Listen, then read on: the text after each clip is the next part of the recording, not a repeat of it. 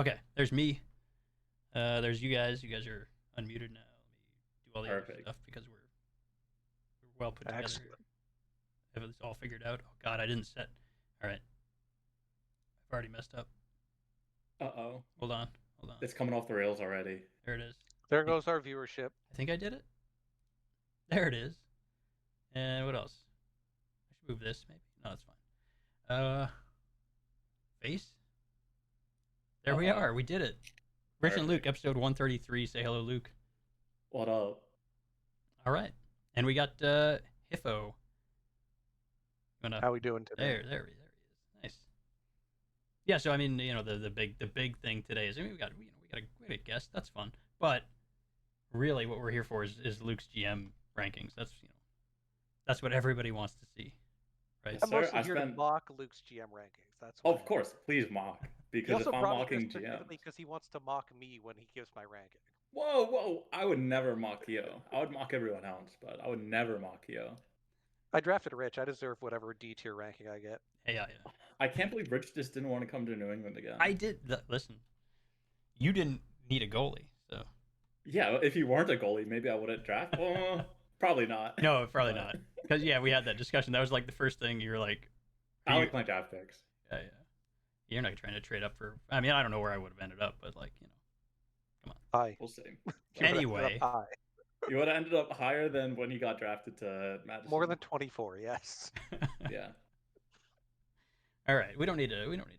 Who cares? Who cares about that? Let's talk about some GM rankings. How are we doing this, Luke? By the way, I realized just now. I'm just sharing my screen. So yeah, and now I have to works. figure that out because. If not, I'm sending the slides to you. No, So we can what share. I think would be a fun activity is since we're gonna go from top to bottom, Yeah. the chat should probably guess who is in the F tier rankings, just so we have more time to get to the guesses of the chat. There's only one F tier. Guess who's in the D tier and the F tier then. We'll get to who do you think the bottom GMs are for Luke in Luke's opinion. There's 3 D tiers and 1 F tier. How do I? All right, so we got four GMs. This is stupid. How can I not? Hold on. There's got to be a way to like full screen this properly. I hope so. Well, I like every GM, and I hope that all GMs improve.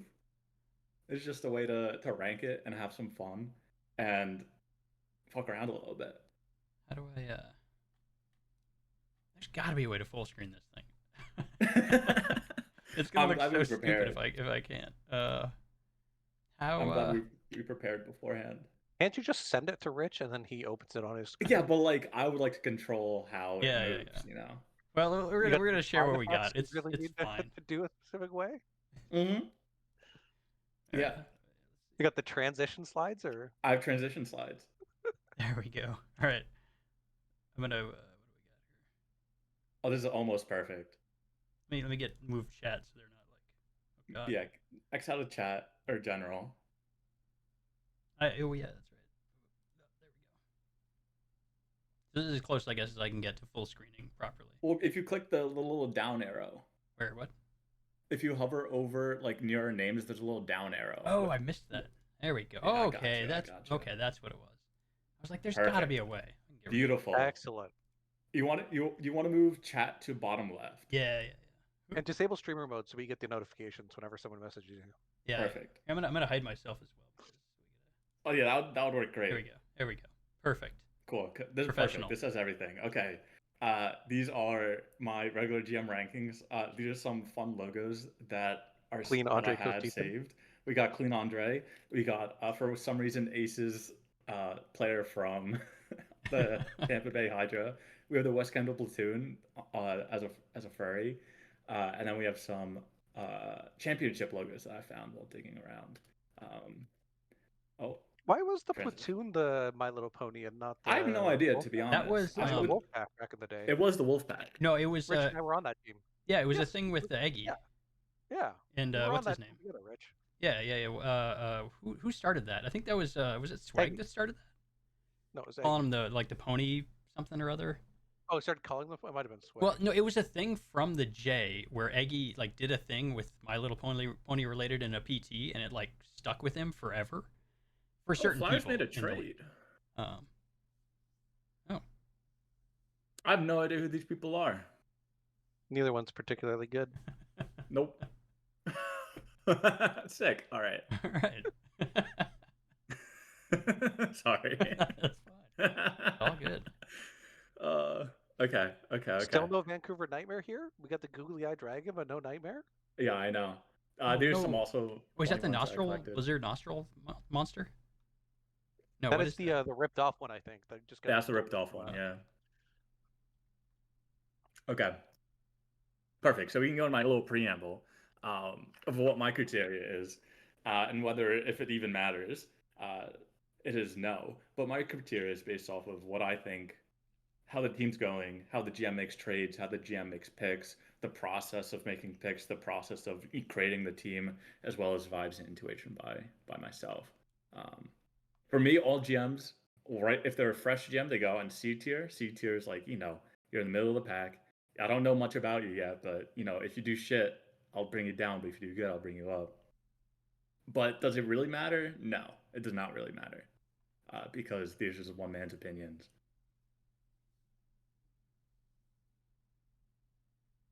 Perfect. All right, so we go into the S tiers. Obviously, it has me in S tier because I'm the best, but we also have Hot Dog, Ace, and Asalap. I also put the seasons that they were a GM for Ace. I put his time in Winnipeg as well, just because it was a clean transition. I don't think I did that for you, HFFO. outrageous. I know, It was but 65 to present, in case you were curious. well, I didn't care too much, but we can get started. So for Hot Dog, on the bottom left, it will always have the award winners. So like Uppercut wins, McKill wins if they had any, and the nominations. It has their GM record as well, thanks to some index updates that I made to make it a lot easier to look it up. For me, Hot Dog is like the perfect GM that you can have. He's a top tier coach. Him and whoever else are the coaches in Atlanta has always done great. They fucked me so many times in the conference finals and the second round when I ever had to face him. I don't think I won against his team at all in the playoffs, so that helps. He's excellent with trades. He knows how to build for the future while staying competitive. I don't think he had a losing season so far in Atlanta in the last like 20 seasons. Though my one biggest pet peeve with Atlanta is that all the recreates always go back to them. But I'm happy that they just pick them in the first, and like at least they're not doing anything scummy picking them in the second. But I It's think funny it's that you didn't also list me cool before becoming GM as one of the players. that is true. That is true. But it's also a testament on how their locker room is built. I put some examples of some recreates like Gordon Bombay, Glutes, Birdman, J-Pox, Z-Wiz, etc. I believe J-Pox was drafted to Seattle by Adam, and then quickly traded to Atlanta once Adam realized that J-Pox only wanted to go to Atlanta. So yeah, that's Hot Dog. Do you guys agree? Do you guys disagree? No disagreement so far. Hot Dog's great. Hot Dog's right.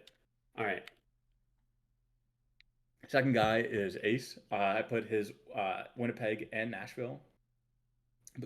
He has 4 uppercut wins and only 1 noms, but 0 Mikael noms. He right now is one of the best traders in the league.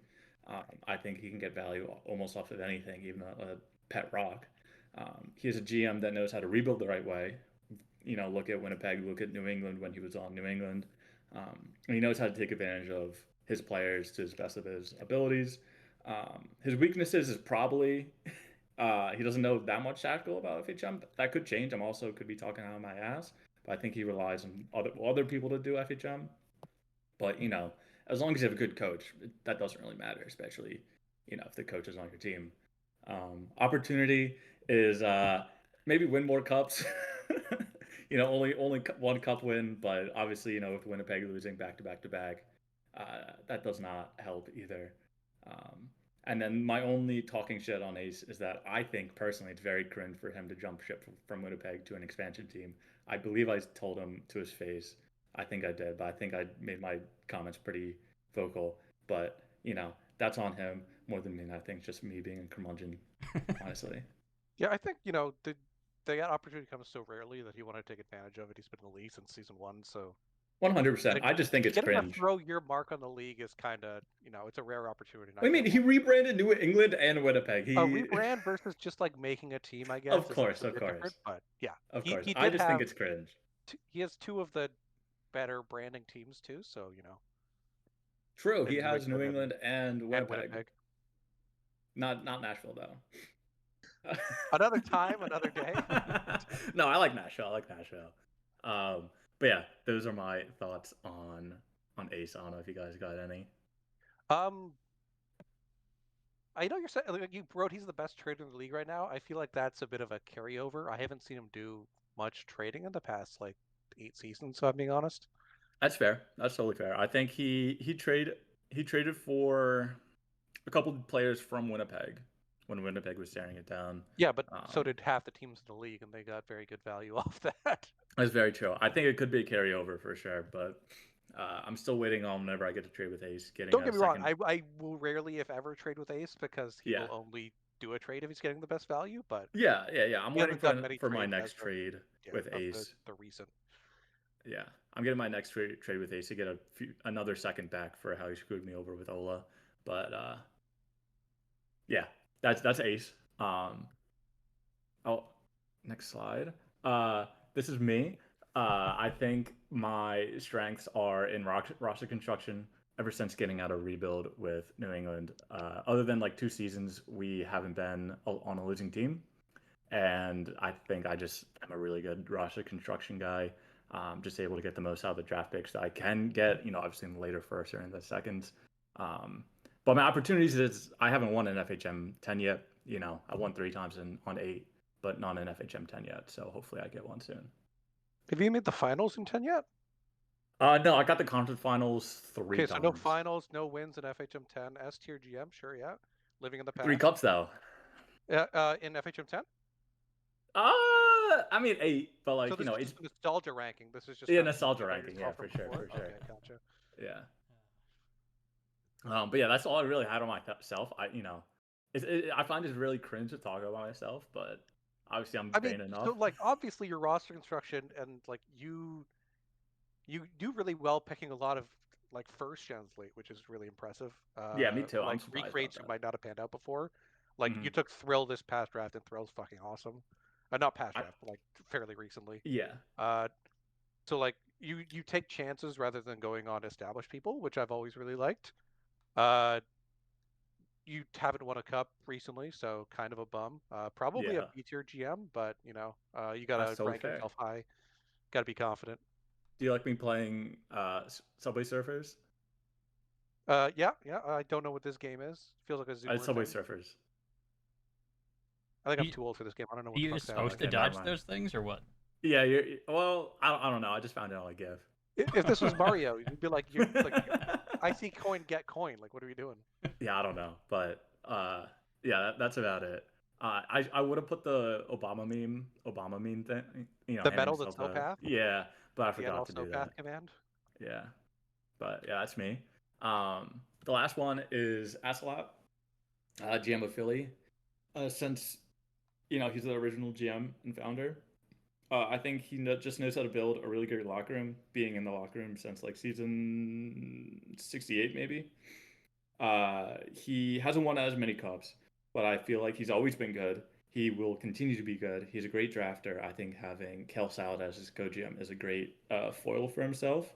And he's one of the rare teams that is never in a rebuild. His weakness is being on EU time.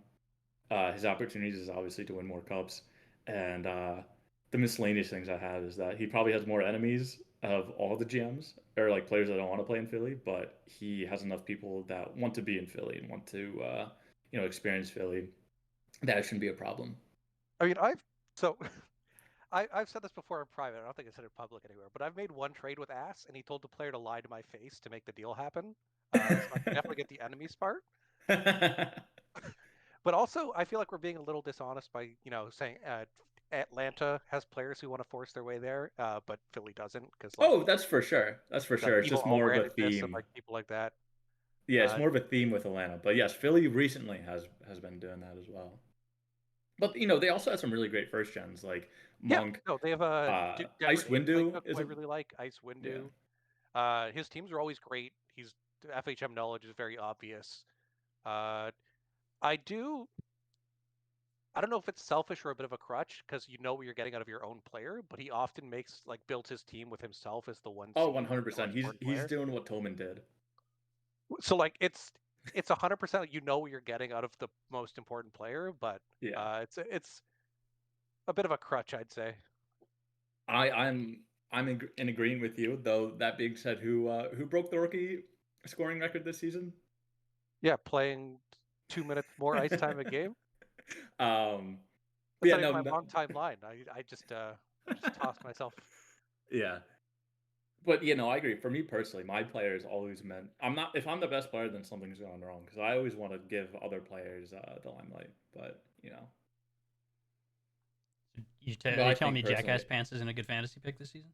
no, I'm not putting him on power play. But I think Atlanta is a little bit worse with the recreates than Philly. But at least they're picking them in the first for the most part.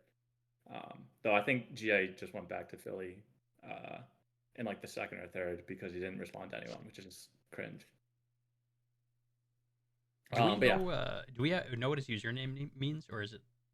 Does Golden anybody? Apricot or Aslab? Yeah, Aslab. Axolab. I have no idea. I just Okay, call him Aslab. I wasn't sure if it was a thing that people knew about, or yeah. Yeah. Okay, never mind then. But yeah, these are the A-tier GMs for me personally. We got Rashford, we got Cake, and we got E Fisherman. We can get started. With Rashford, some of the bias comes from counting his time as the co-GM of both Winnipeg and LA. He hasn't won a cup yet, but he has won cups with both LA and Winnipeg. He learned from Ace how to make great trades. He's one of the top tier coaches in the league as well, along with whoever else is a coach over there. He can build a great locker room, and he also has many connections throughout the league, which takes advantage of free agents and trades. Because if you trade for someone, you hope that you can keep him. But with Rashford, if you have that prior experience, weaknesses is probably having a baby and not having too much time to do stuff. Uh, the opportunities is that he's probably on the inside track to be the first of the newest expansion teams to win a cup. So we will see if he can take over from Seattle and Edmonton. And then my talking shit is that it should just be the Denver Guardians. I don't like the double alliteration, but that's just me. And Rashford is a very friendly person. He's one of the best people to talk to in sim leagues. Uh-huh. Uh, he's a great guy. He is. I'd say I kind of agree with you that one of his greatest strengths is building the locker room and that people want to play for him. There's a lot of good GMs and good FHM users that also alienate people by being a bit of a dick sometimes. Yeah, I can be and guilty Rashford's of never that that. sometimes myself. I know some of the GMs you named prior, namely that good guy, can definitely fit that mold. But Rashford is definitely not one of the alienate people by being a bit of a dick people. Yeah. Uh, but yeah, his coaching, he has a good coaching room. I don't know if he's Yeah, as HFFO actively coaching it says before. that he never opened FHM. So that's on me for not knowing that. So that goes from A to B, obviously, but we can remove that weakness. Yeah. But everything else is great. He just Um, needs to be for him to go to S tier. Just be like needs to be a GM on a team longer than 5 seasons. I don't know. I think that you need some noms and some cup wins to get to S tier, But which I think they have the capability to do it, but you have to actually do it to be there, right? yeah, but for sure, very strong player. I would play for Denver anytime, any day of the week. Besides if Kari was there, but that's okay. But yeah, we can go on to the next, which is Cake. Cake has been a new GM of the league, but has taken over from the previous two Edmonton GMs who did a great job on the rebuild. Um, he knows how to take advantage of the cap, be able to get 6 mil in cap relief a couple times. I think Cake is on 3 mil cap relief now, I believe. Yeah, they Took got over the Edmonton. Brennan trade from Manhattan. Oh, true. That'd be 6 mil now. So yeah, knows how to take advantage of the cap. Knows how to make a great team at an S tier type of team. Shows how to make great trades. Though my only critique is the Simo Jaskelin trade. But other than that, Yeah, I mean, Cake's losing that assembled. trade to some kind of B tier GM, right? Yeah, exactly. It is 3 cups Cake. I forgot about that, and I was looking at a thing because I forgot to put your third cup on. But that's okay. But yeah, assembling a great coaching staff, including yourself. Um, I think the opportunities or the weaknesses slash opportunities is that Cake has not actually drafted a player yet, and that's one of my main areas of like what I'm looking for as a GM is to be able to draft well. So that's like one of the pies that hasn't been ticked off yet, but for right reason because they won 3 cups. Um, but yeah, they just need to do more than 4 seasons, but they're on the right track to being like an S tier James in my mind. It'll be interesting to see, as Edmonton kind of tapers off, how they will adapt to it. So I will say that uh, saying Cake is a great coaching room is a bit of an understatement. It is probably, in my opinion, unquestionably the best in the league currently. They've kind of led the way on a lot of the meta stuff outside of the Manhattan trends that happened about 2 seasons ago. Mm-hmm. Which shout out Sky for that one. They've also been incredible at maximizing value on retained player trades. Where the Simo Jazgalina trade doesn't matter because that's just a trade they can overspend on because they've underspent on so many other trades that they can afford to go right player, right fit, and pay a little extra to make that happen. But yeah, Cake's incredible. I have no doubt that when they decide to rebuild, that it will go fantastically. So I don't, your talk shit is just basically just wait and see. But Yeah, I have no doubt that their drafting will be good as well and acquisition of picks. yeah. It turned out great for Simo because he's got like 50 mil in IFA bidding. So, for the player, it was great. I just think it's overpayment, but for all the other trades that they clearly won on, especially with retention, you know. But that's just me being nitpicky. Um, we can continue though with E Fisherman. I think he's done a great job with one building a team out of a shitty time. Being I think it was after Tig and uh, shoot who's their head GM?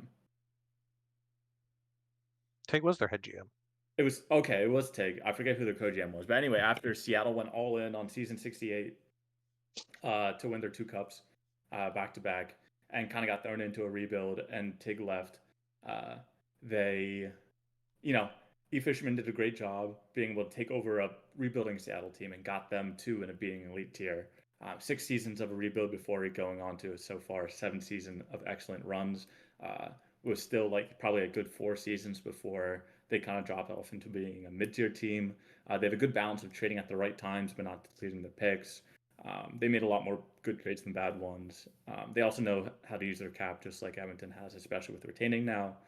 The weaknesses is just losing to Edmonton, but maybe hopefully one time they can surpass Edmonton. And the opportunity is obviously winning a cup. But I really liked how E. Fisherman is building is building his team. He just needs to continue at it. Yeah, no, I think Fish is great. I will take a bit of credit for them having a shit ton of assets because I gave a stupid amount of picks to be able to draft Cake to Edmonton, which is where like I gave like 3 firsts and some seconds and shit. Uh, Perfect. but so they had a lot of stuff that came from me because I really wanted to make that happen. Yeah. But no, Fish is great. He's building a team well. Tactically, I think that they have spent a decent amount of time trying to find some counter meta plays. Which if it had worked, they would have strolled into a cup for like several seasons. So I think it's commendable and good to try. They came close but weren't able to pull it off. But I think that there's absolutely nothing wrong with the way they've been going about it.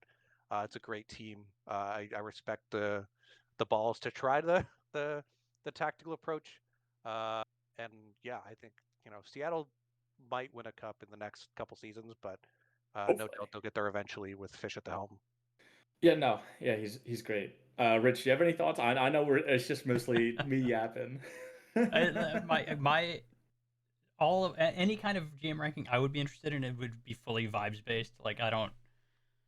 So I like sure. I don't know. I agree. I guess I don't know. I don't know like a lot of these You're people I just don't know streaming well for enough me. to make a good judgment on them. So That's fair. That's fair. Yeah. All right. We can go over to the B tier TMs. B tier GMs. This is by far the most amount of GMs on the tier.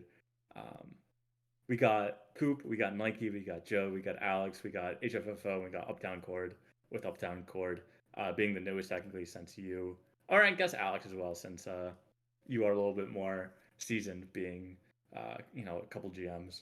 But this is your newest attempt. I was gonna go through the B tiers. Coop, I really loved Coop as a GM.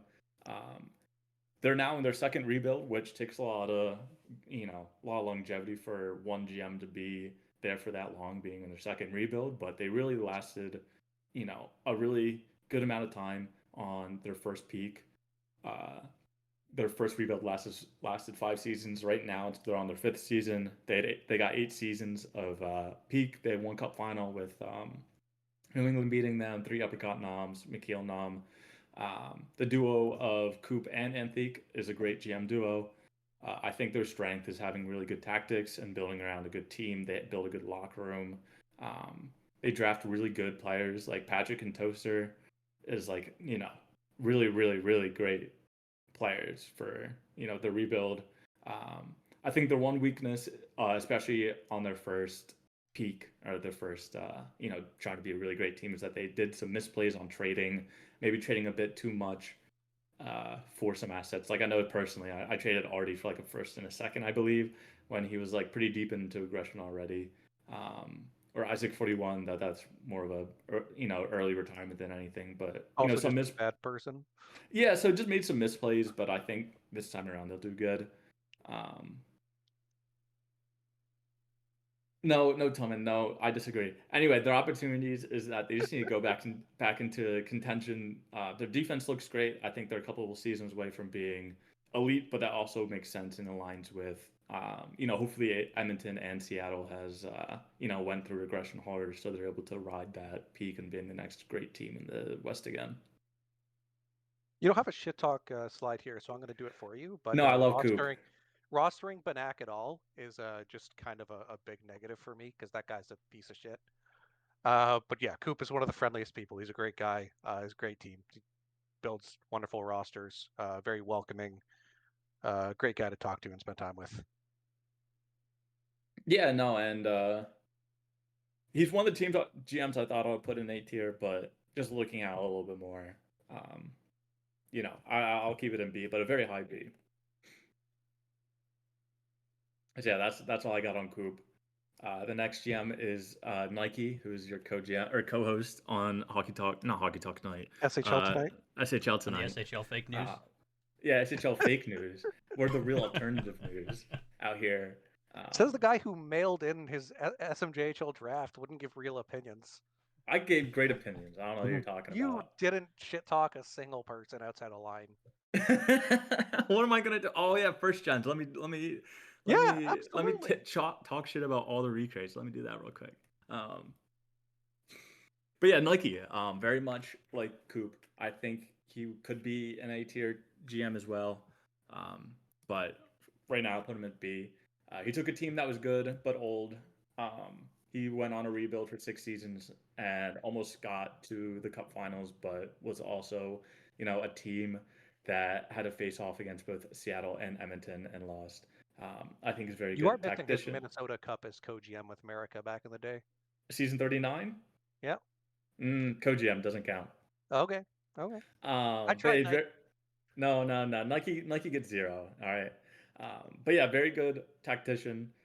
Though this season was vastly unlucky, and I think FHM fucked him a little bit on that. But he was very good as both a buyer and a seller, which are two very strong things to have. His weaknesses are obviously, getting past Edmonton and Seattle, but he had 300 plus point seasons, but playoffs just couldn't get over the hump. The opportunity is obviously building the next core. I think it made great sense for him to rebuild during this draft or during this draft specifically, since it was so deep. He could get Slicer back, and then you could also get a good amount of players back with him. Oh, season 22, he won the cup as man head GM. Yeah, but that's too far ago. No, you got to put the respect on his name. No respect. That's an SAHS when they were playing against plumbers and firemen. I forgot World War VI that happened in the SHL took all the main players away. Exactly. That's what I'm saying. But in the modern time, SHL is Hero Cup. So, but I think it's a good time to rebuild, especially with this draft and next draft. Selling I like their trades with selling their the players that they did have. Even with the retention news, he was still able to get some really good picks out of that, acquiring good enough capital to build their core around. I don't really got any thoughts, Rich or Hiff. Yeah, I mean Nike's great. He's drafted well. I think his big issue is that he's always been a step behind in FHM, which is a very common thing of people who aren't in the the topmost of tiers. If I didn't specifically get people who I know who are very good at FHM, I would be in a similar spot because my FHM knowledge is very limited. But it's being solid and understanding what is happening, but not able to expound on it or expand to go to the next step, which leaves you open to people being able to kind of counter you in that scenario. But he builds excellent teams. He's got a good group of people. Took a lot of really high energy first gens and brought them to Chicago, a team that was largely known for basically all old heads from the Ham Day and then Corey days. Yeah. So really kind of changed that vibe and brought in a lot of energy. But I think Nike's great. I love the way he's come back. It's very similar when I came back in '65. We just came back with a lot of energy and love for the league after a bit of a break, and I'm glad he's back. And yeah, great dude. Love Nike. Yeah, no, Nike's great, other than being Nike and being a Bruins fan. But yeah, we can go on to the next person, which is Joe, who did have one cup. I will make an exception for the STHS Cups because Joe is the only continuous GM to even be a GM in STHS. He been around since season 46, first creating New Orleans and staying at the helm. He knows the SHL inside and out. He always has a group of people that will always earn for him. He's consistently good, but he isn't. But he never had a great team in FHM or FHM eight and beyond. I know in FHM 6 he had some pretty great teams. But playoff wise, he hasn't had the success that I'm sure he has liked. I know he's gotten a lot better with FHM tactics, but I don't think he had strong enough of a roster to fully take advantage of it. Very strong trader. He's a pretty good drafter. Overall, really good GM. But he last won the Challenge Cup in the second season of FHM. The biggest weakness is FHM skill, but I think he's done more work on that. Especially, I think he's asked the right people. For me, Joe would be a A-tier TM if he just had more playoff success. Easier said than done, especially being in the West right now. But Joe isn't going anywhere, so he can easily move up there. And as a longest tenured GM, he's a staple of being a GM. He created with TTZ, but in FHM he hasn't really had the heights that I'm sure he wanted. Well, they haven't really won much. I know that when playoff times come, that New Orleans is always like a hard out for some of the top teams, even though their roster might not be close to as on par. So I think the FHM, when the time comes to bring it, he can surprise a lot of teams and play a bit above the above their weight. I do think a big knock for me on Joe is that he can take some of the more questionable, unsavory players to fill out his roster just because they'll earn TB. Uh, I love Joe. I don't know if he knows some of these sometimes or not, but there's definitely a penchant for some of the more unsavory, less liked people to end up in New Orleans if they're earning and have been in the league for a while. Mm-hmm. Kind of Still sad fair. that his like site profile has like decreased so much. Like I don't feel like he used to be kind of a very large presence on the forum and just broadly around the league, and now feels much diminished. It's a bit of a bummer. I think he's just gotten busier. That's definitely, He's got a I'm sure, part giant of it. hockey card or trading card business. Like it's Oh, in the really? millions or something. Yeah. Yeah. I did not know that. Yeah, Well, he's fair enough. very busy with the trading cards. Yeah, but it's real life. Real life takes more precedence than the SHL. I just don't know if New Orleans will ever have a GM other than Joe. I don't think he's planning on stepping down anytime soon. I think he learned from who's that longtime St. Louis GM that he was the co-GM under for a little bit. Oh, what was his name? It's like it's letters, right? Yeah, TML. No, it wasn't TML. Was it? No, I don't think it I was. think it was TML. I thought it Lime's was. saying TML too. I thought it I was think it's similar TML, to but that. he can just take the TML Was it route of TML? having Oh, his co-GM do a bunch of legwork. It was TML. It was TML. I okay. remember. Oh. But yeah, I thought it was T yeah. something else, not ML. No, it was TML.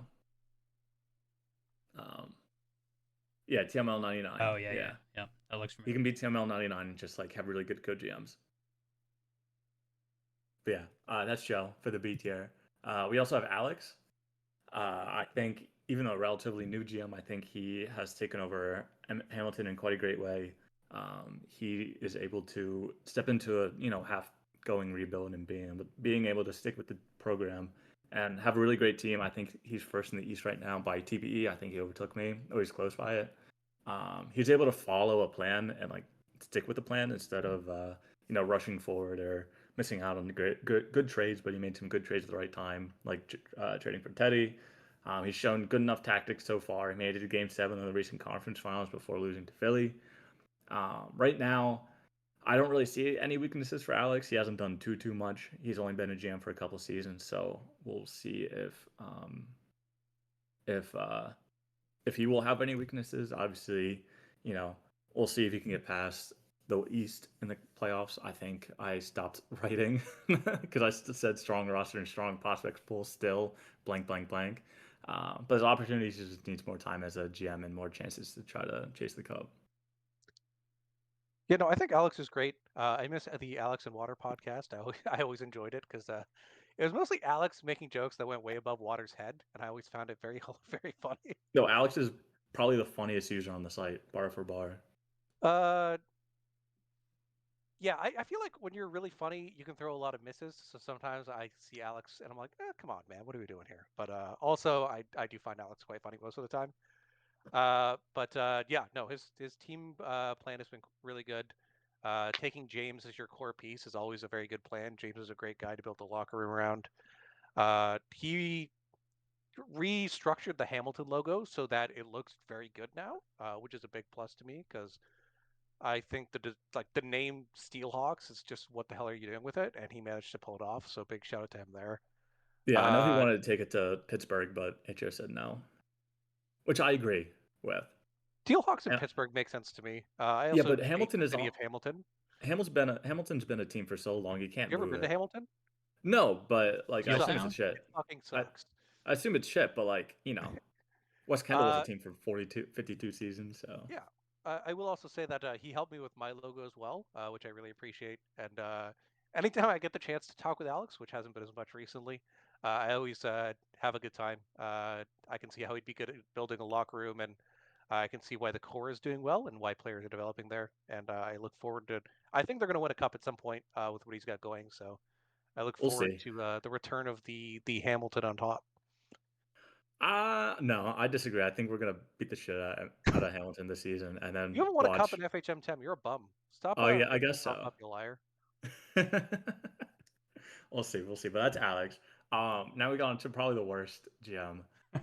We got we got HFFO.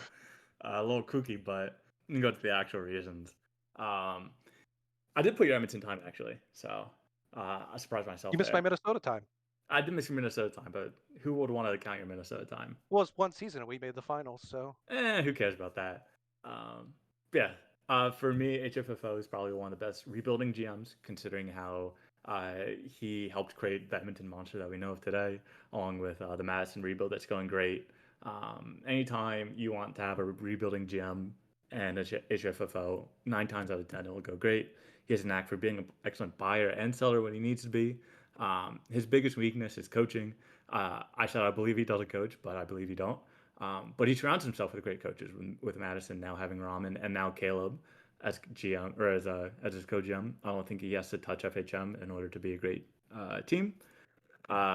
Personally, I think Edmonton should the run that he had with Edmonton before blowing it up should have lasted 1 or 2 seasons more. I think we talked about this as well. But it's whatever. Edmonton's doing great now, so it doesn't really matter. But that's just my okay. thoughts. So I will I'm gonna shit on your thought here. That's okay. in the waiting 1 to 2 more seasons, if I had done that, Ace was looking to rebuild in the same season. I just did it before him. So the value I would have got for my players would have been significantly less, which is what happened to Winnipeg. That's fair. So there was that. Also, if you looked at those LAP and SFP rosters, we had just lost to SFP, even though they were way behind in TPE. We weren't going to be able to beat them. Ramen is So a great you coach, say that but now, so you gave up. at that time, Caleb was a better coach, Mhm. and he had SFP going, and that LAP roster that was coming in was like far and away the best in the league. One of the best playoff runs we've seen all time, I believe. They Oh, were so on you're a to one quitter. game. No, it's not No, I'm quitting to joking. understand the limitations of your team and move Uh-huh. forward with the plan and retreat to fight another day. And you certainly did, but you didn't take advantage of it. But I also say Edmonton you're saying certainly it's just has. Ramen's coaching room, but you forget I hired Caleb as my co-GM I did recently. say Caleb. Where? Oh, I It's didn't on the write it, but slide? I said it now. I wrote it Okay, before I'm just Caleb was saying. your co-GM. There's other people in the coach room. I wrote this before Caleb was your I co-GM. also don't do any of the FHM coaching, but I do throw out ideas about FHM when we talk about it. Okay, is your idea just be better? No. Like I don't know. I won't give you any examples because it's to be shown. But Okay. but I've had some ideas that have turned into big things. Also, I'd also like to point out of the GMs since S tier, I have the most uppercut nominations of But any no GM on the wins. list. No Curious. wins. No wins. You get hit with a tampering charge, and they won't give you the uppercut. The more you know. Why not? True. You're like Luke with Littleton knobs. Exactly. You get it. You just need to collect more. But yeah, personally for me, HFFO, you probably should be A tier, but I hate the boom bust of your team building. But I get that's your style. But for me personally, it's not my type of style. But you could obviously be A tier, just like Nike or Coop. But I'm Okay, but putting you in B tier. my point is that yes, I like having the tier of people that I really want to spend time with on my team. And generally, you don't get that without having top picks, and you don't get that without having a rebuild cycle, right? That's So, totally like, you can fair. have mid to late picks and get good people, but like the top tier of people that I like surrounding myself with, you're not Oh, going so to be able to, you don't like shitty late first round players. That's what I'm hearing. unless they're a net, yeah. Unless they're not. That's true. That's true. Smiley face. But that's why you're B tier. I can obviously see why people would put you in A tier. I just personally I don't like boom bust style of building, but that's just my personal gripe. Well, But yes, I get you're saying it's boom bust, but have I ever busted? yes, When? you rebuilt with Edmonton and you went into a hard rebuild After winning a cup? with Madison. Yeah, That's not a bust. That's a that's success. that is a boom You and then a succeed bust. and go and that's a cycle, not a boom or No, bust. that's A a boom or bust is boom like and then you you either bust. succeed or you don't. And since I Nope, I succeeded, which is a disagree. boom, there I is no bust disagree. that exists. That's you can disagree. That's not how words work, Luke. Yeah, but like, are you the master of words? No. I mean, Luke, you are. I'm the master of words, Rich. How can you? I'd call you semi-literate, is what I would say. Yeah, and I'm perfect with English. So there we go. Boom and bust. I'm right. Thank you. Thank you, everyone in chat. Obviously, Shawnee knows who's right and who's wrong. Yeah, this is classic Shawnee. um, next GM is Uptown Cord. I think he's the highest rated player to not have a winning or highest rated GM without having a winning record. Though it could be you, HFFO. I also don't have a winning record. It is you now with Madison. So just like I said, boom and bust. But for Uptown Cord, his biggest strength is no. We don't get your alternative opinions. We need the truth, and that's why I'm Rich and Luke. But with Uptown Cord, his biggest strength is draft picks. He has a lot of great draft picks coming into Minnesota, as long with keeping the current Minnesota core that Waters was drafting. He had Minnesota actually become a great team for the one season that he had so far, but I assume it'll be more. So that's why he's B tier. Is any GM that was able to take Minnesota from being an afterthought in the league to being a top 3 team in the league the last season deserves to be in B tier. I think drafting he's done great. Coaching has done great, whether it's himself, Blue, or Evil. It's Blue and Evil for the coaching. Exactly. All you need is a good co-GM, even though co-GMs don't matter. His opportunities just continuing to build on from last season. Hopefully, me putting into B tier a little bit earlier than I thought wouldn't blow up in my face. But I think with the historical failures in Minnesota, I think it puts him in B tier, and I trust him as a GM. This is their second winningest season in a row. I will hopefully see them 4 seasons from now continue to go on with that. It is still early days with Minnesota. I think they're another team that is on the upswing on the West. But they are back to having 0 prospects. I don't know if that's true with this current draft, but I wrote this before the current draft. But we'll see how they navigate the next 4 seasons to show that Honestly, they aren't a flash in the pan. for trading Chris alone, I think that's an A tier move. Mm-hmm. But just he kind of walked into a clusterfuck with the whole HO appointed him, and they wanted Waters as the GM. For sure. I love Waters, but I think Uptown Cord it's showing it's the right hire. He's been incredible there, turning the team into a force. The work of the people before him is not to be diminished, but he turned the sum of the parts into something great. And yeah, Cord's wonderful. Yeah, no, Uptown Cord has been great, and that runs out the B tier. So we can go into the C tiers. 1, 2, 3, 4, 5, 6. This is the highest C tier, actually. The highest C tier, not B tier. But we got a couple GMs. We got Skyhawk, Wazzy, Boom, McZ, Bytor, Jay, and O1 Plays. They're not in a specific order. They're just how I put it down. So yeah, we can get started. So for Manhattan, or for all C tier teams, I'm gonna put their roster in front of me just so I can remember who's on it. So yeah, with Skyhawk and going to this one. Wait, is he the earliest? Almost earliest, along with Wazzy and O1. But I think his first 2 GM ship has been really good, even though now they have to rebuild. But being able to get the most out of his roster. It's they, by the way. Huh? Oh, sorry, they're perfect. Yeah. They have been really good, one at coaching along with Brendor, and being able to show that they can make the most out of the roster. Hopefully, the strengths will continue to be a strength of theirs as they get out of the rebuild. But so far, being able to manipulate their kind of mid roster into being a top tier team is a really great strength in my eyes. Right now, the weakness is that their player needs to retire and make a max earning center and be the focal point of the rebuild. I don't know if that's in their plans or not, but we will see. They have 9 first round draft picks in the next 4 seasons, including this past draft. So a lot of their success will come out of these draft round picks. And another newer GM, so they only had 2 seasons so far in being a GM. So we will see how they will go in the next 4 or 5 seasons. What's really funny is if there was a team to use Boomer Bust for what it actually means on, it's what Manhattan did like 2 seasons ago. They went all in trying to go for a cup with their core, didn't pan out, left them a little light on assets, got stuck between choosing to contend or not, decided to rebuild, which is where all these picks have come from. But yes, they're very early in their GM ship. They're going to do great. Scouting, I think they need to be a bit more proactive with scouting themselves.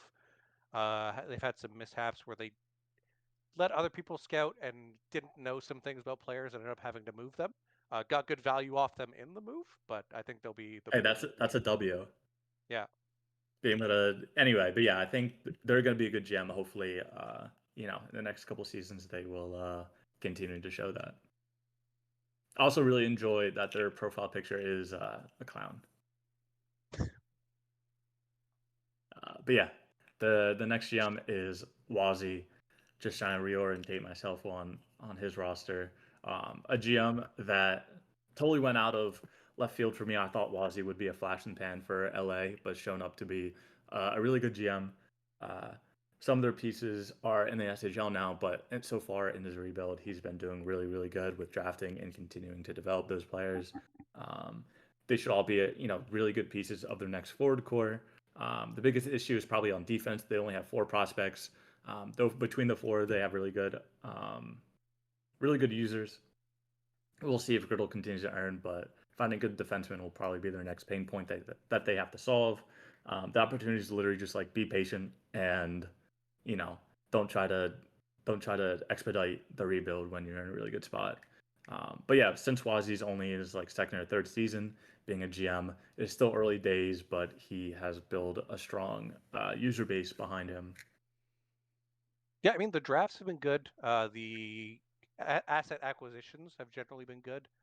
I do question about if they have the picks for the long-term approach, if they'll have enough before they start, having to delve deep, especially when you want defensemen who are high quality. But I think they'll figure it out. And I also thought Wazzy was going to be a flash in the pan, but they've been very strong. One thing you didn't mention, but their coaching has been quite good with the rosters they've had. They've definitely punched above their weight in terms of roster finishes and player performances. So I think that bodes well for the future of LA. Yeah, no, they'll be great, or hopefully great. And after Edmonton, Texas, et cetera, I think LFP has a good chance to be, a pretty great team like they were in the middle of season 60s. The next GM is Boom, just also reorientating myself on the roster. Um, I think for Boom, biggest strength is building a really great locker room. Going out of or stepping into the Mike Izzy locker room is a big difference maker. I'm not sure if Boom does lines or not, so I can't really say that. The biggest weakness for me that I see with Boom is that trying to build a team that will compete for multiple seasons. We saw it right before rebuilding during the expansion draft, but I understand. I understand why they did it. I just think they could have done a better job with that. And then recently the trade for Sam Volta, I just don't love it. 6 overall and a future first for someone that's already regressing. By the time that their core will be in contention, which I think is a strong core, Volta will not be a great player and will be more of a tertiary player. I think they could have used those picks on a better player in the season 80s to season 81 to season 82, maybe, or just drafting the number 6 overall and having a great player there. But yeah, I just have some concerns about the roster building prospect and be able to take full advantage of the great core that Puma has built. But yeah, like I said, the opportunities are the main core resides in season 84 and season 85. So hopefully they're able to take um, the most advantage of that time, especially as they start to peak. Some of them are lower earners. I think I said 11 players from the past season are earning at a pace of 180 TP or more. So hopefully they can continue with drafting well and getting more max earning players. Yeah, I think Boom struggles a bit with the valuation of assets. They definitely get a lot of lower returns than perhaps the market could dictate sometimes. I don't know if it becomes a self-fulfilling prophecy where certain teams think that Boom will take the return and won't offer them more, or it's just they take an offer that seems kind of close rather than hard negotiating. But the asset valuation I think could use some work, and getting the players to buy in long term when winning isn't happening, which is incredibly hard. If you're not winning a cup and you've sold people on the vision that you're going to win a cup, and then you're struggling and maybe failing against teams beneath you, it can be hard to convince them to stay along for the ride and to stick it out. Uh, but yeah, getting that kind of that level of buy-in is something I'd say could use some work or finding a way to do that. But I think drafting and building a locker room with good people and a welcoming community is something Boom does excellent. Yeah. Okay. The next GM is is Chris. He's Why probably, are you laughing? it's just the next slide. I have some It's balls pictures and time. We all things. know balls time is coming. It's balls time. It's balls time, baby. We're going all in. Clearly, with all the McZee's trades, the goal is for him to build one super draft of all season 87s, selling literally every pick that they had. They're not picking in 2026. They're not picking at the start of 20 or 2027. They're going all in on this draft class. And we will see if that pays off. Um, the weakness is kind of more like the worst case scenario is that if a lot of GM or a lot of McZee's GM's tenure will be decided by this draft class and the last draft class, whether that's a strength or a weakness, we will see. However, in the next 5 to 8 seasons, we'll see if it really will pay off. My biggest concern is that the budget when all the players will reach their peak, and we will see if all of them even stick around. But he finally has a co-GM. He no longer has to ask every first gen and every recreate in the draft class whether he wants to be his co-GM. So, it's a great opportunity for him to actually build upon his team with Jerem.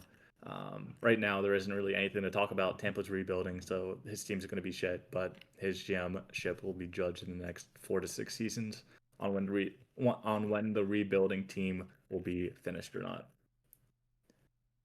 Yeah, the budget math doesn't math if what I'm looking at is true, but maybe you're expecting some people not to reach it and you just move forward or you move for assets in the future for future players. My Chris story is that before the draft, he invited a bunch of first gens into his locker room for like experience the Tampa Bay LR. And if you know anything about the Tampa Bay LR, it's that it's very quiet. So they came away feeling very whelmed. Was the story I heard? Which seems to be a bit of a blunder. But he's got a bunch of people in there who seem to enjoy being on Tampa Bay and excited to move the team into its next phase. A team that is historically long time been run by DK, who stepped down, and then what was it? Adam took over very briefly and stepped down, and now it's Chris going for the all in balls time balls to the wall play. Yeah, I mean, one team gets the experience trading all their picks, and it's going to be McZ and Tampa Bay. So, you know, hopefully it is going to be a fun ride or a very extremely dull ride. We will see. But yeah, that's McZ. Next off is Bytor. Yeah, okay. Um, so Winnipeg went all in on the last 2 seasons of the draft. They have zero season 87 draft picks. I believe they do not trade up as well, but I wrote all these before the season 87 draft class. So I don't think he traded up, but he has a very nice core with Toivo, Adam Overdue, earning an okay in season 85, and then Rancid and Captain B being max earners in that draft. Bytord in season 86, Vibodas and Hand the Man in season 84. They just need to continue having those picks earn well. The one weakness is that Orbiting Death just needs to recreate sooner. Bytor recreated in season 86. Augie recreated in season 88. And I think that she'll probably go back to Winnipeg, considering Bytor is her husband. But yeah, Orbiting Death needs to recreate. Hopefully does that soon so they can have another max earning player that's hopefully not a goalie. They do have 31st round picks in season 88 and season 89. So they will just have to continue drafting well and trying to get out of this rebuild. He is a very recent GM, so the C is the floor that I have. We will see if he will go higher or lower depending on the next couple seasons. I mean, my funny Bytor story is that the 85 draft, when I traded him Toivo after I sniped him, he was trying to decide if I was going a position player or a goalie. And if anyone has ever listened to me, it's that I'd never take a fucking goalie in the top 15 of the first fucking round. So he went with the goalie on the gamble, and I took Toivo and got the flip for him, which turned into pick one, which was Ramen. Yeah. So that was pretty fun. But no, Bytor's a great guy. He can be a bit opinionated and alienate some people, but I think that could be true of a lot of GMs. So I know some people could hold that against him a bit. But I think he'll build Winnipeg. They'll be a good team, and I'm excited to see how they go. I don't think they have any like absolute top tier prospects currently. Like in terms of earning, they have some good people, but I don't think they have any like quote unquote power users at the moment. They got Argar. No, I think Who? he's inactive. Argar. Argar. Is it 4 years ago or 5 years ago? Yeah, Right? I know. Is it COVID? I think Overdue's earning. I think Overdue's a top Yeah, earner in like this max class, and earning and Rancid power is. users are different. I think Oh, it's like 100%. someone you build your locker room and team around and be like, that's the person, like a Yeah, franchise kind of player. I don't think they have that player yet. probably not. Though I do like Adam he plays. I'm sad that he sniped me in season 85 for Adam. Yeah, no, Adam's Uh, great. I love Toivo too. Well, my funny thing is that Toivo was watching the stream with his wife, and I don't know how often they like watch SHL stuff together, but he had to explain that like, oh yeah, that player that just got traded live on a stream, that's me. oh, That's that's funny. That's really funny actually. Yeah, and then like I mean, Han the Man always great. I always enjoyed talking with him. Going back years at this point actually, which is old, but I always enjoyed talking with Han. But yeah, that's my tour. We can continue with JPC, the Toronto GM. Okay, all of these prospects, that makes sense. Okay. I have to remember what I spoke to him. Okay, so yes, let's start with the weaknesses first, just because there's a couple. I think Sparky just needs to be a max earner, especially when you're a co-GM and you get a free second round draft pick off of a co-GM. I would hope that he would be a max earner, but he hasn't. He made some first round whiffs. The season 85 picks are not living up to the pick number, but that's a slight weakness. I don't think it will be like a total weakness. We'll see how that goes.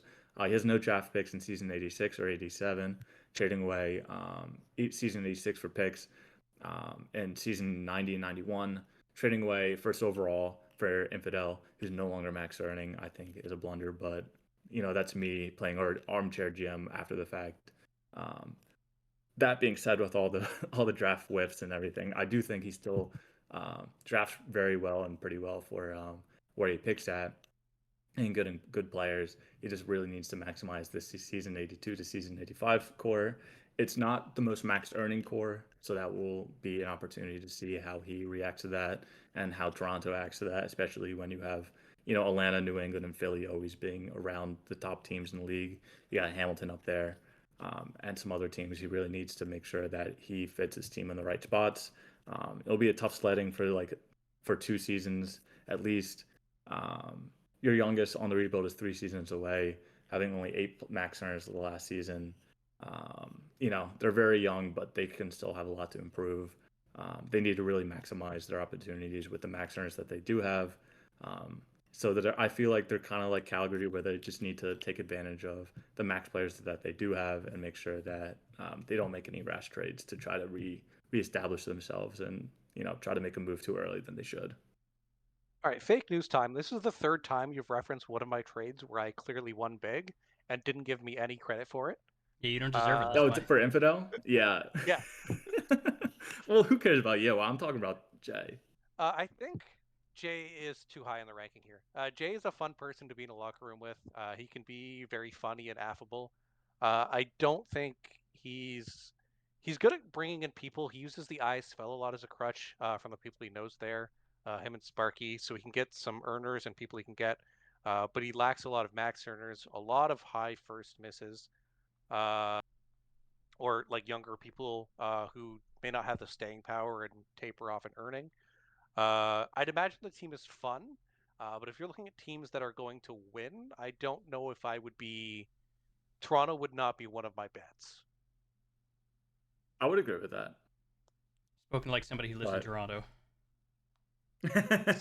Exactly. Spoken like someone who knows the city drains all winning joy out of you. I just think with a couple right moves they can right the ship, but I Their don't think they're builds worse are enough for generally B. bad on the players. The earnings can taper off. Making good moves is hard when you don't have good assets because you trade it for not great or medium moves. Hmm. I don't know. I don't believe that Jay is going to be the person to make those moves, but I do think Jay is a fun person to play for on the team, and that team could be a good time. There we go. Rich, you got anything to add? I know you're on Toronto for I a don't. long time I don't before know. I Jay. don't know Jay at all. Like at all. Like I Uh, will say, I remember when Flu was there, they were using him at like 1900 TP as a second line grinder in FHM. I do remember that. Like it's just stuff like that that kind of kills any faith I But have was in that that kind of team. Wally? I forget No, the that was Jay. timeline. Okay, gotcha. Okay. But yeah, that's Jay. That's Mr. J. Then we got O1 plays as a C.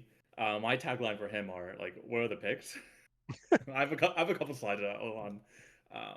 He is very much a Wally like player where he likes to trade a ton.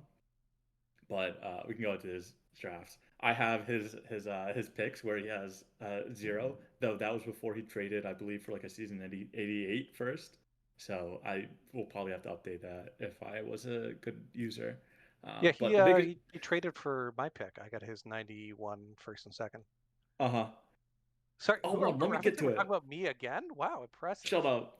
Yeah, but the biggest strength for Baltimore is that they have a pretty great earning draft class for season 84 and season 86. Having, the 7 and 9 forward prospects, as long as they keep on progressing, will be great. So hopefully future picks don't really matter. But only having one defenseman prospects and Muta Faith, I'm not sure how they're going to get the rest of them. Overall, I think I enjoy his scouting process and the drafting process. If the drafting process relates to his scouting process, because I don't know his scouting process because I never got scouted by him. The biggest weakness I see is that he has no picks or flexibility for the rest of 2026, though he just traded for a season 88 first, um, by trading a season 92 first. The miscellaneous talk and chatter is that he did get dealt a pretty shit hand before he got into the GM position, as the previous GM dealt away a couple firsts, but he also traded away the rest of his first and other firsts that he acquired. So it's not all on the previous GMs, but he's definitely traded a lot. He did switch But to defense himself, which might help. oh, that will help. Yeah. But I think the biggest thing is that like you're using all of these picks, and yes, you'll get some more picks later to be able to make retain trades or fill out the roster with using those picks. But in terms of sustaining success, you need to be able to bring players in every season because you're going to lose people to budget or regression. And if you don't have the assets to be able to pay to bring those in, you're banking on other teams being really bad and giving you what you need, which is doable. It can You do that happen. all the time. I have been known to do that. You do that all the time. But So you just be like HFFO. I mean, you're saying some of your GMs in the top tier are bad then because I've taken Yeah, advantage of them. But I exactly. digress. You're essentially banking on other people rather than on your own plan at that point, which can be a very risky approach. Yeah, and I think he's a very highly motivated GM, which is great to see. We love seeing GMs that are really trying to engage and trying to, make the most out of their team. They just need to stay patient and, continue with the plan that they do have. The other slides that I have are all of his trades that he made, because he's made a lot of trades. And this isn't even all the trades, because I have another slide. And this is only the trades that matter, because there's a couple throwaway trades. But like he's traded a lot of picks. Um, he's very much like Wally, where like he can't sit still sometimes and has to make moves. In my mind, but we'll see. Though we will see how these trades work out. Trading away a lot of picks, but you know that's going to be his legacy if I he think the biggest thing was that continued to have no picks. he kind of delayed too long to pick a direction. He was thinking about like going with his core, then having a second core in a slightly later timeline and building them together. Then he committed to building on the later core and moving the younger players, but he's still halfway through that, and it's you just got to pick a direction and go with it. And then it's kind of left him in this no man's land. Yeah, so maybe trade a little bit less, but I always like a chaos GM, so that's a one. So yeah, now we're at the D tier GMs, which is Gabe, Vandy, and Seven. Saving a start in them. With Montreal, my question is just like, what is the actual plan with Montreal? They did draft a ton of players. However, having Grum on that roster is now a mute. The weakness is that like I can't trust a GM that actively re-signed an inactive goalie for 10.5 mil. You can easily move that money for your prospects. I don't love some of the recent trades that he made. He traded 2 firsts for Kami, which doesn't fit the timeline. He traded a first for a player that walked in FA. He traded a bunch to get up to second overall just to trade that player because he didn't want to play for him. The roster is in a weird state. Gabe needs to retire. I don't understand the Kami trade. Because once they become competitive, Kami will actually be entering regression. But their strength is that they do have a lot of picks. They just have to really nail those picks. Though trading away Graham will hurt them. For me, like overall, like it seems like every trade that they had, they just sold for less than I thought, and they bought way more, or they paid way too much to buy picks that they traded for, or trade for players. But they do have a lot of prospects, so that's like the one bright spot. Yeah, maybe my hot take is that this is still too high for Montreal. I think they are unquestionably the worst managed team in the league right now. They bring in some genuinely questionable people. They roster like 2 to 3 actively known homophobes. Just not a great place to be. They don't really scout and then trade up to take players who they haven't actively talked to and don't know if they want to be there. Uh, when people express, frustration that they hadn't been actively scouted, they get told, "Well, sorry, we need you, so you got to stick it out." I think they are F- tier, honestly. That's totally fair. I made this last week before all the trades and things, so I did not move anyone, but I can definitely see them being in F tier. Uh, so yeah, very very much at least a D tier, probably an F tier as more time has went on, especially just over the past week with some of the blunders that they made, especially drafting homophobes and trading away or trading up for second overall just to trade away Grum for way less than what they paid second overall. I mean, the player they got for Grum is still good. I think Morbid Norman's kind of a fun guy, but he's not a tier trade up a bunch of stuff to get at second overall prospect. Yeah, But I hope he'll pan out because I think Morbid Norman's gonna be fun, and that name would be. Could you imagine the award like the guy who won the league MVP was a Morbid Norman?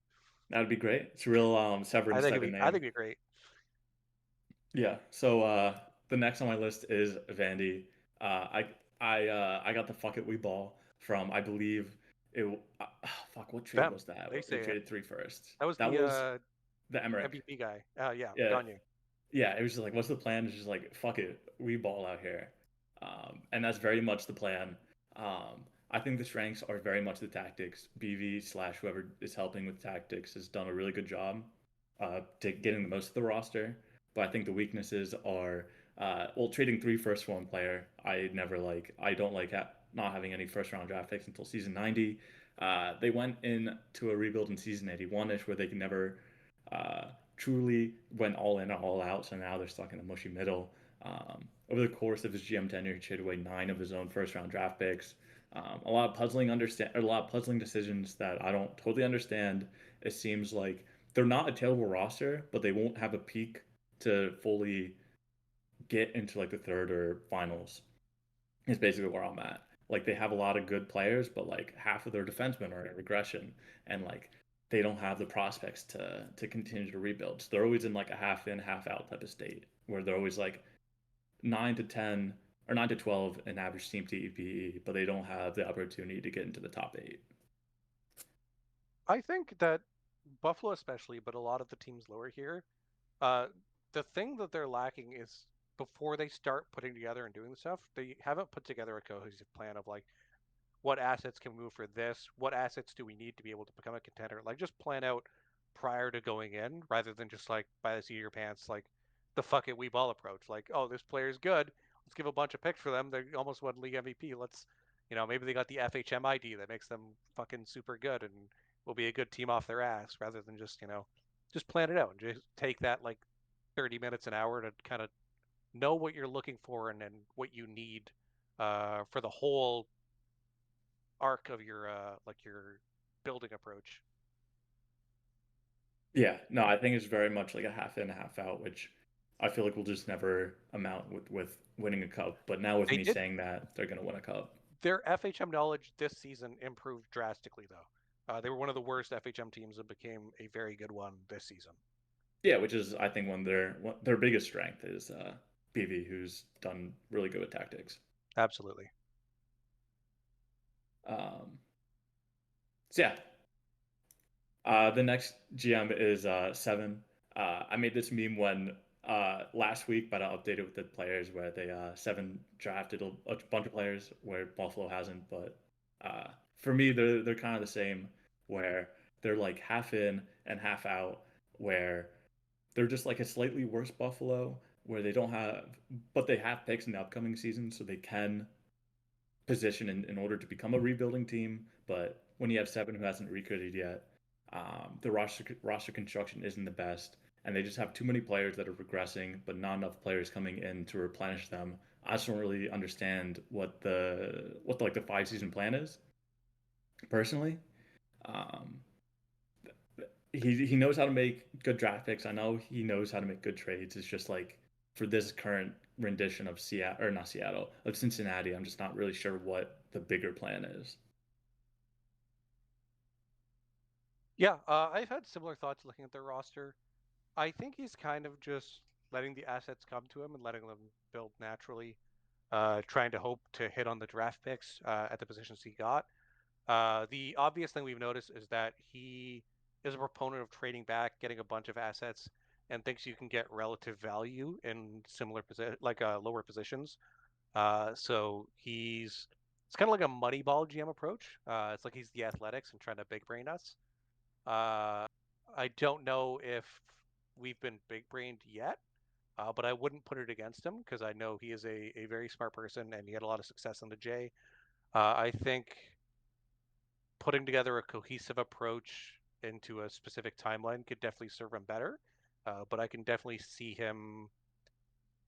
I think after this cycle goes through, I think he'll be able to build a strong team. I think it's just the initial expansion draft. He was going on vibes and locker room building, and then he'll go from there.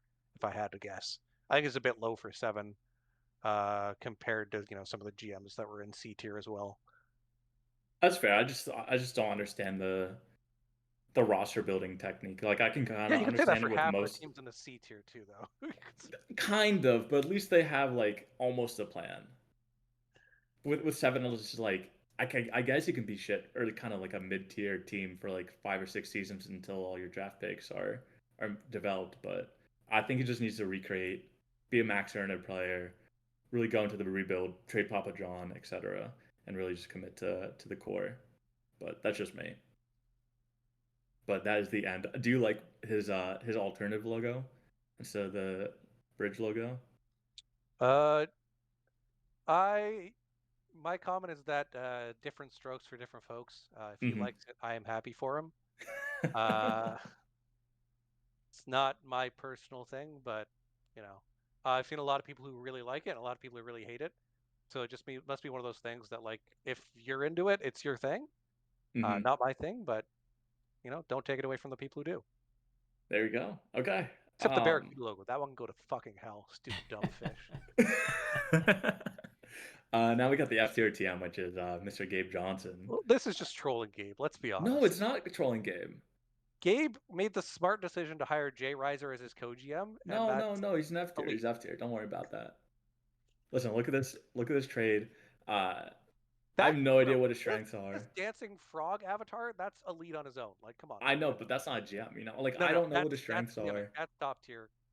Like maybe it's scouting, but like we haven't seen too much. This is also me before the season '87 draft class. Clint Eastwood maybe having a good player since his first one. We will see. He did pick a good GM and co-GM in Jay Reiser. I thought he had a pretty good draft class in season '87. His weakness so far is trading. Like who trades away 28 for 2 future New England seconds just to trade up back into the draft and for 34 overall with a Winnipeg second and New England second. Clearly, that's a loss, a huge loss there. Also, I have no idea how good his coaching is. Once they become good, will they actually be a good team? Will they continue just to suck? Um, his opportunity is literally just do everything. You're going to be a shit team for a long time, so you just got to ride it out. Well, this is trolling. I think Gabe is It's not trolling. Gabe is easily C tier. No, he's Uh, not. He's F he tier. he drafted a lot of great first gens this past draft. Before getting Jay Reiser is a good Point co-GM to the hire. point to the good ones. The one he just drafted. Yeah. Okay, Duke No, Howard is point to another the good great ones. guy in the locker room. He just brought We'll a friend see. over this past draft in the We'll J, see. who was one of the top 5 picks. I think he went to Carolina. Bringing Lore back to SFP is great. Uh, I mean, having Cytera in your locker room, maybe never mind. F tier, I agree. Yeah, that's what I'm saying. Actively Thank God you rostering agreed. Cyteria, that takes everything away. Sorry. Thank Good God. on All you, right, Gabe. I'm glad you're noticing it. But yeah, those are my that's my GM tier list. I put C as like where are your picks to both O1 and Chris. Balls time? Just put, it should be balls time. What are we doing? Yeah. Um, but yeah, that's the tier list. Use the space for legal copy. State whether information is confidential or sensitive, and that's the list. Where's the FBI warning? You can't just put a legal disclaimer without the threat of the FBI. I don't know. I took it from a template, from a Google Sheets template. So You just left that part. yeah. I hear. I So yeah, thought this was that's some high effort content. that's I some think you high have some effort teams too content. low, and some too high, and you give me 0 credit for half of my fucking things, but whatever. Good, as you deserve. You don't deserve jack shit. I also think you're living on the Ace nostalgia a bit. I think Ace is great, but that's a bit of Oh, the talk your 60s shit. and 70s Winnipeg over the Talk your 80s shit. Nashville. Hell yeah, talk your shit. Let's go. Put him in B tier. Put you in the S tier. I don't want to be an S tier. I think I belong in A tier. I think that the cyclical roster design is inherently easier. Like it's more consistent and easy to do, which is why I do it. So like I do think that the S tier, like so, my explanation for tiers I would do is that like S tier is teams who can consistently contend without needing to rebuild and have great FHM knowledge and trading knowledge. Where A tier is like teams that can uh, rebuild and make elite rosters and build them into cup contenders. Yeah, And the B tier is just like solid GMs with tenure who make good trades, but you know probably aren't actively cup contenders. C tier is like newer GMs and just kind of like Jags, just another guys or gals or whatever. yeah. D tier is needs improvement, and F tier is Montreal's. Okay, all right. Let's see your tier list. I got it up. Tier Just tell list. me where to Okay, so put we people. have A is Atlanta, Okay. uh, Atlanta, Philadelphia. Sorry, S. My apologies, Jesus. Oh, Yes. There, yeah, put them up. And then New England. okay. Would I put? Honestly, I Oh, think I'd throw Cake in there. The Edmonton there now. is No, S? you're in the S. You can be in the Okay. S too, Luke. Perfect. B tier. I think I would. Sorry, A tier. Why am I? But I'd go myself. I'd go uh, Nashville. I'd go Denver. I'm blanking on the damn names here. I'd They're go all here. Seattle. That's the beauty of it. You said Seattle. That's a good one. Yeah. Yeah. Am I missing someone here? No, I think that's good. B tier, I'd go. Oh, sorry. A tier, I'd throw Chicago too. I think Nike's Okay. great. Okay. Pandering to Nike. I see. No, I'd throw Alex there too. I'd go Hamilton. I think there's a lot of good A tier GMs. Okay. Pandering, of B course. pandering. Classic I SHL which one of tonight. us shit on people more in this podcast, me or you? Me, of course. Uh, B tier, I'd throw Joe for sure. Yep.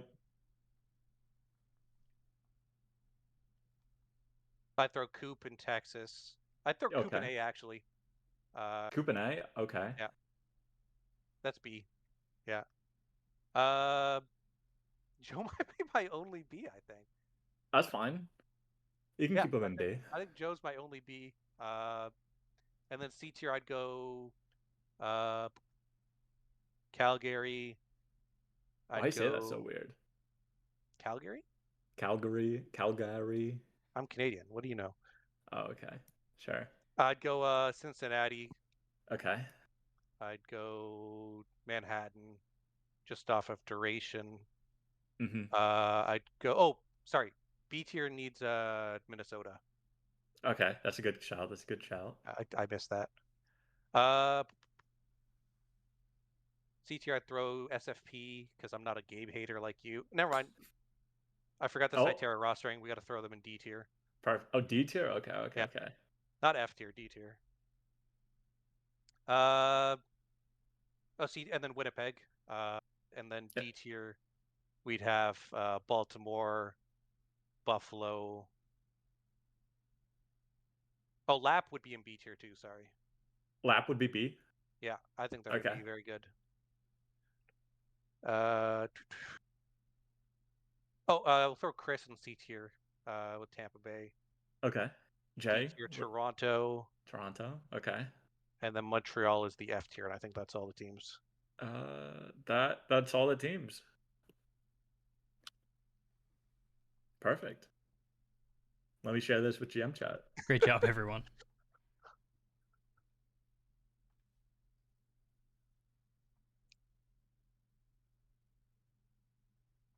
Perfect. I think that's a great tier list.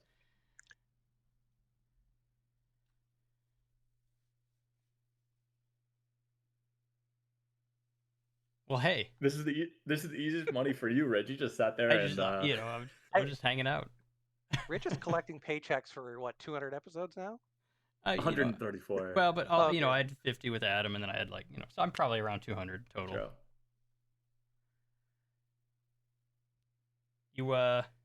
We actually got some relatively interesting GM related questions. Oh yeah, okay. You wanna get that? Sure. All right, let me fix everything. I don't know how this works. Here we go. Is this one? No, that's not the one. Wait. Yeah, that's the one.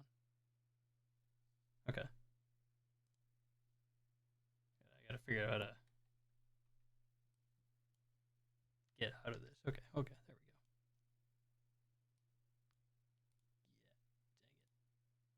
Okay. I mean, read the here we go. chat. Okay, so I just want to address Gabe and O1 think that we're rating them low because they haven't won within 2 seasons of taking over. But I very clearly said that Gabe was low because he rosters one of the dumbest shit disturbers this league has ever seen. And O1 is just asset management has been definitely on the poorer side in picking a direction.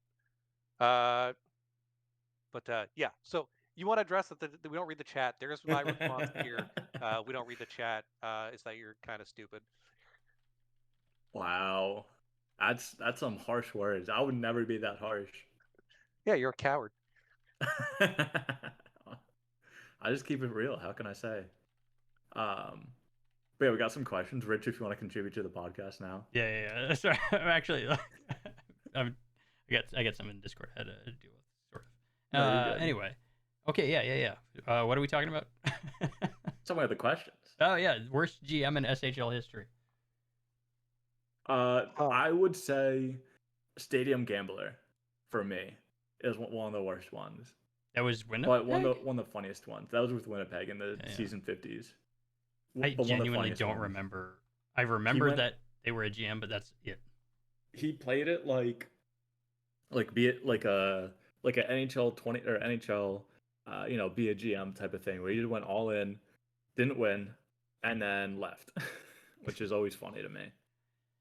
Not great. Honestly, this might be my hot take, but I think Montreal is speed running this title right now, actively as we speak. Though, for longer term GMs, I would have to say Gibbles with Minnesota, just with the roster performance is probably the worst winning percentage of a GM. But yeah, I could see current Montreal speedrunning that. I do think that there have been short-term GMs when they're really bad. A lot of the time they don't have a lot of tenure because they blow up the team and then they say, "Why would I stick this out? Because it's fucking shit," and then quit or leave. So there have been a lot of really bad single or 2-season GMs, but in terms of teams with tenure, yeah, I think Gibbles would definitely be up there in terms of win percentage. But yeah, I think Stadium Gambler for the one who just went all in and then just realized that's not how SHL works and then left was though he did make some great players, or one great player, and I think he was Adam Barron, but it was just funny seeing him be a GM. Wait, wait, sorry, I wasn't Stadium Gambler Adam Barron? No. Adam Barron was Charlie Conway. Who's Gambler then? I do not remember. Season 50. I'm gonna find this real quick. Yeah, he was season 50. I probably should remember that. He was on your draft class. Yeah. But I do not. You'll say it, and it'll immediately be. Oh, Nick Brain. Yeah. Nick Brain. There we go. Perfect. Yeah. Toman again. Toman's got he's like an SHL encyclopedia. Yeah. He's better than me. That's not saying much. You're not that good. You just talk a lot. Wow. I see how it is. But yeah, I think that's the worst GM. Rich, what about you? What's your worst GM? Worst GM. The worst GM in SHL history. God, that's tough. Can we say, because it's not valid, but I want to say Trella for the 050? Oh, that's a good one. Even though it's It wasn't him. The 050 was part of a plan, though. It was an intentional tank versus just being Yeah. absolute dog shit, right? I It know, but was it's an funny. intentional plan. It It was is still funny, funny. but like when you're looking at worst GMs, it's people who don't have a fucking clue what they're doing and actively just ruin everything, and that's. Though that being said, Tampa didn't win a cup with, and they did 0-50, so You haven't won a cup in FHM 10 either, so maybe you're F tier. I could be F tier. Yeah. But yeah, thank you, Pythor, for the question. We also got Meta had a couple questions. Shortest GM tenure in league history, if we There was know like it. a 3-day one, wasn't there? Yes, it is Jester, who was the expansion GM for the now New England Wolfpack. He turned to be the Buffalo Thunder, was the expansion GM, and then decided he didn't want to be a GM. So then he went back to Calgary, and then I forget who, and then it was the user who's not meant to be named anymore, but he moved them to Tampa The Bay. Hydra? Yeah. The Hydra. So I think it's Jester because he was an expansion GM, got the GM role, and then decided not to be an expansion GM. So he just went back to his team of Calgary. Nice. Probably not the shortest, but probably the most memorable shortest. Jester was a fun guy, though. I wish he'd come back. Yeah. Spook took over for like a season. Yeah. It was very short, though. It didn't feel like a season. He didn't really it did not interact or do much that I saw. Yeah, Jester was probably like a couple weeks maybe. So it'd have to be shorter than that. But I don't know who else it would be. Probably Toman knows. Toman's probably looking it up. Yeah, Toman's already correct. Oh, he did? Yeah, it was TBB.LAP. Oh, whatever. And then it was Meta also asked, what is life like as an SHL GM in terms of duties and responsibilities? How much work goes into the position? Oh, it's easy. I think once you have a plan and understanding of what to do, it kind of does itself as long as you. It's more experience and being patient than a lot of work, and being willing to, yeah, just like make a plan, stick it out, and scouting takes a lot of time if you're talking to a lot of people, but outside of that, it's pretty simple. Yeah, really, it just comes to having patience to execute your plan and then really just finding someone that knows FHM, whether that's yourself or a coach at this point now. But like budget wise, it's really easy as long as you have a spreadsheet to tell you whether or not you have cap room. And then scouting, once you get a hang of it, it's pretty easy. But yeah, I mean, obviously we're saying that as GMs who's been a GM for, years at this point, but to newer time GMs, I'm sure, there's a bit more of a learning curve. You have to be able to make that plan, look at like what others have done and either copy or build on that, and then go from there and be patient. I think a lot of the blunders come from a lack of patience and trading a bunch of early assets and then being fucked on picks later, which comes up in the GM rankings. Yeah, no, and a lot of it I learned from JY. So all I do is copy JY for the most part. You tell people to get fucked by a chainsaw too? Yeah, that too. But a lot of my scouting, a lot of my end of season, talking with my players, a lot of roster building comes from JY. So it's a lot of just like finding someone that can teach you for the most part as well.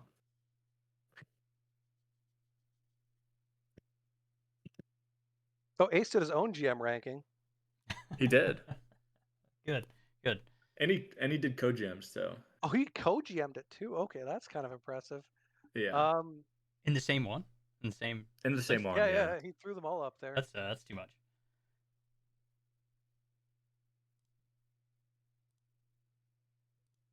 I mean, 90% of the time it's like the same teams in the same tier, but yeah.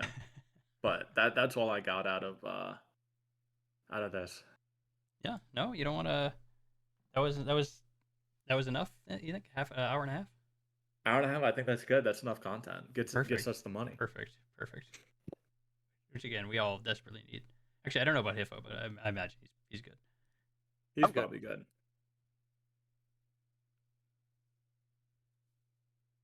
Yeah, I don't really hit the extent of my coaching or not coaching GMing experience is like nothing almost. Hey, you were co-GM on Kelowna. Yeah, but like it was it was at a time. First of all, it's STHS. So the amount And of effort it was required with was very very small, and also it's like we with had when Jenny was the GM, right? no. It was Lil at the time. Oh, little, yeah. Yeah, and I basically became co-GM because her next best option for applicants was McZ. And I bet McZ would have done a great job with all these picks. so I applied, and she said, "Oh, thank God." and then we had like two of the smallest draft classes you can imagine in the J. When we only had 8 teams, we had like a round and a half of players, which is not good. If you were wondering. Yeah, maybe. It was before the budget changes. Oh yeah. That's Back when we were what, or Winnipeg draft? That would have been legendary. Oh, 62 Winnipeg draft. it was bad. Anyway, sorry, Troy. You are worse. Sorry. Anyway, do we have anything else? Because we are. I don't want to extend anybody's time. Has anyone shit on Troy this podcast? Is that like a ritual you have to do? No, it's like I don't know, less ritual. I think we're more legally reflex. obligated to shit on Troy at least once per episode. Yeah. Fuck you, Troy. Whoa, that's my player we're talking okay. about, and my GM for Chucky. All right, SHL tonight. We don't do that around here. I thought you were alternative news. I thought you were the cutting edge. We are the alternative news, but we like Troy out here. I've never seen Rick say one nice thing about Troy. No, that's fake news. That's fake news. In the DMs, they love each other. Yeah. He was a great fantasy pick last season. So he was, and he won't be this season. No. Oh, god damn it.